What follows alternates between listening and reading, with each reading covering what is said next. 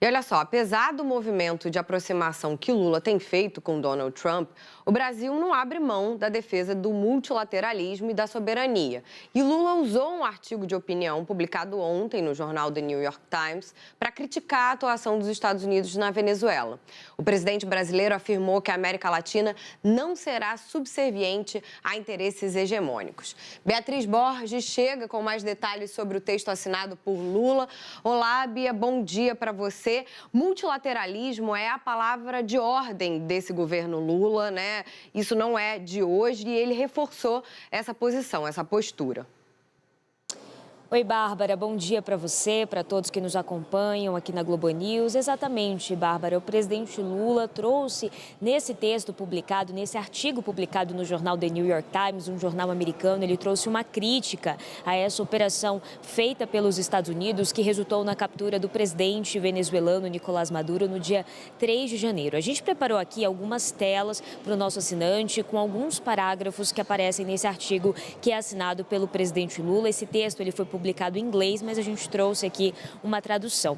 Então, primeiro a gente tem essa primeira tela em que vem o título desse artigo que foi publicado pelo presidente no jornal The New York Times, em que aparece Lula, : eixo hemisfério, pertence a todos nós. Depois a gente preparou uma segunda tela já com o primeiro parágrafo desse artigo, em que o presidente Lula ele começa falando que bombardear o território venezuelano e capturar o presidente do dia 3 de janeiro representam um capítulo lamentável na contínua erosão do direito internacional e da ordem multilateral estabelecida após a Segunda Guerra Mundial.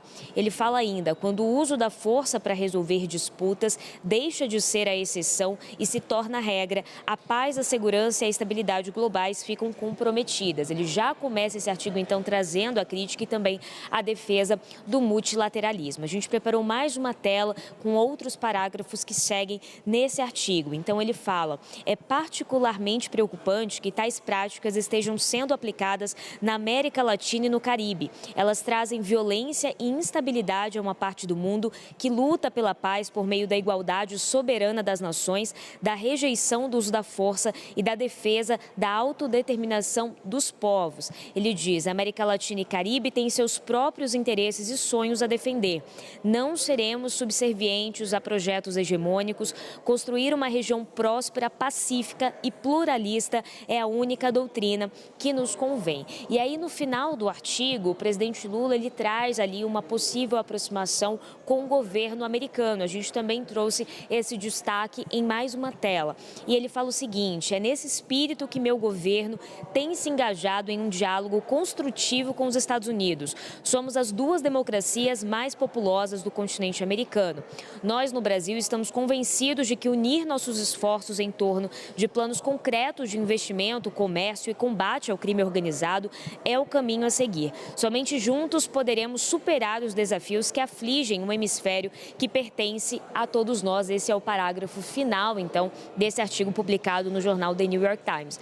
Vamos lembrar a respeito dessa ação dos Estados Unidos na Venezuela. O presidente Lula vem criticando essa ação já faz um tempo. Ele, inclusive, conversou com presidentes de outros países recentemente. A gente já trouxe aqui, ele conversou, por exemplo, com o presidente da Colômbia, Gustavo Petro. Os dois, nesse telefonema, negaram a legitimidade dessa ação dos Estados Unidos, também disseram que isso pode trazer um precedente perigoso para a paz, para a ordem internacional. Ele também conversou, por exemplo, com o primeiro-ministro do Canadá, Mark Carney, falaram a respeito desse apoio a um processo de transição pacífico ali na região da Venezuela e também sobre a importância de defender o princípio da soberania e também o direito internacional.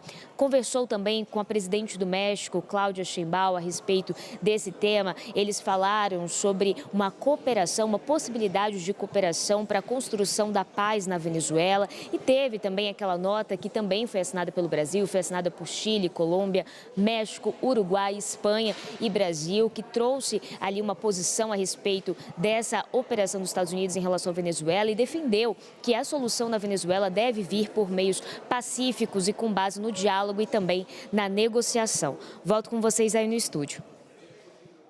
Bia, obrigada por esse resumo. Bom trabalho para você.